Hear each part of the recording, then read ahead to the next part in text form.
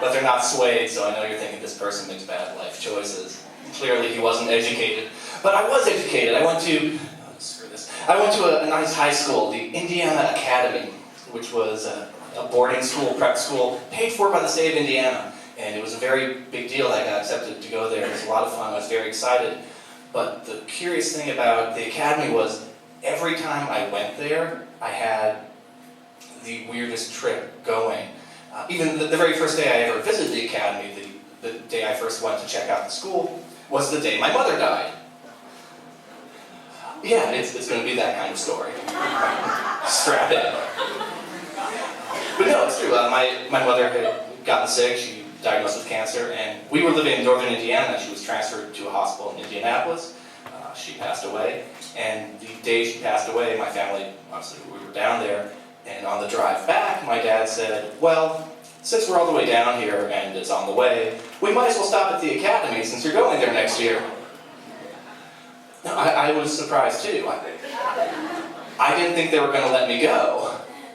Because my mother didn't want me to go to the academy. It was my brother was going to start college the same year, and she didn't want her two eldest children leaving at the same time.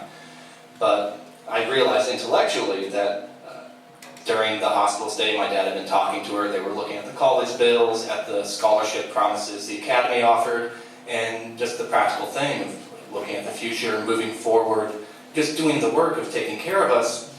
I had to go to the academy. But in my head, I was just like, oh, I guess things have changed. And when I actually, even the room is reacting the way most people react when I tell them that my dad took me to this school the day my mother died. You have to realize, in the 24 hours before that, we'd gone down there to say goodbye to my mom. And as we're saying goodbye, the doctors ran in and said, no, wait, we got more tests back. It looks like she's going to be okay. And we were like, fantastic. We went home and got the phone call that night and went back to take care of the rest of the business. And so when people ask me, how do you think it was okay to drive you to the school that day?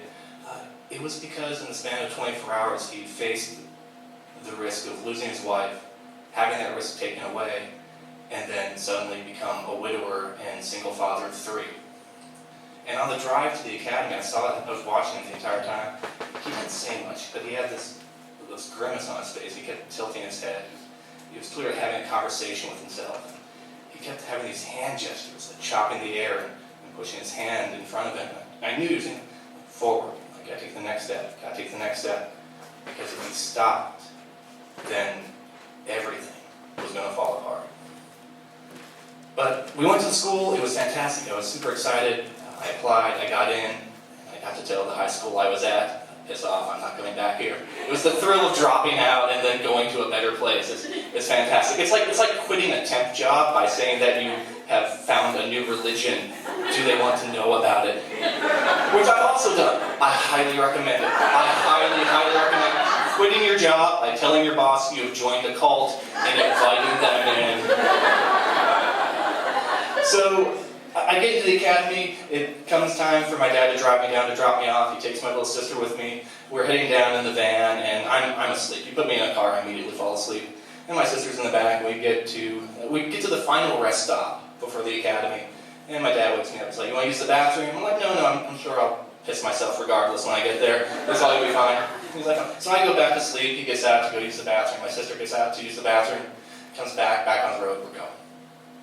And he wakes me up again when we hit the exit for the academy itself. He's like, okay, get the directions out, let's find the final details here. And I'm like, okay, and then I look around the van. Where's Kathleen? He goes, what? My sister was no longer in the van. She'd gotten out of the van about a minute after him, so he didn't know she'd left, and he didn't check the van before he went back. And so my father, who never swears and never speeds, used the most vehement profanity and redlined that van all the way back down the interstate. even past the cop in the unmarked car who we'd seen before. He managed to angle it so there was a car between him and the cop the whole way, so he didn't have to ever drop below 80.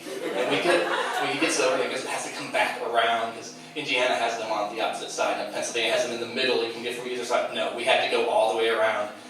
And we get there, and it's like a half hour, 45 minutes later, and my sister is just sitting at a park table watching the ants do their thing. And I walk up, I'm like, sup?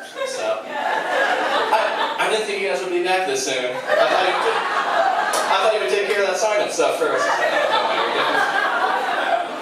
And then my dad walks up to her, and he just hugs her.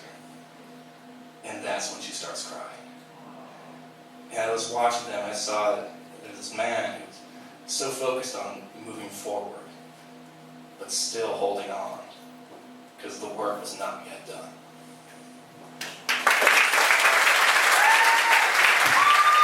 Thank you, Donald. One more time for Donald.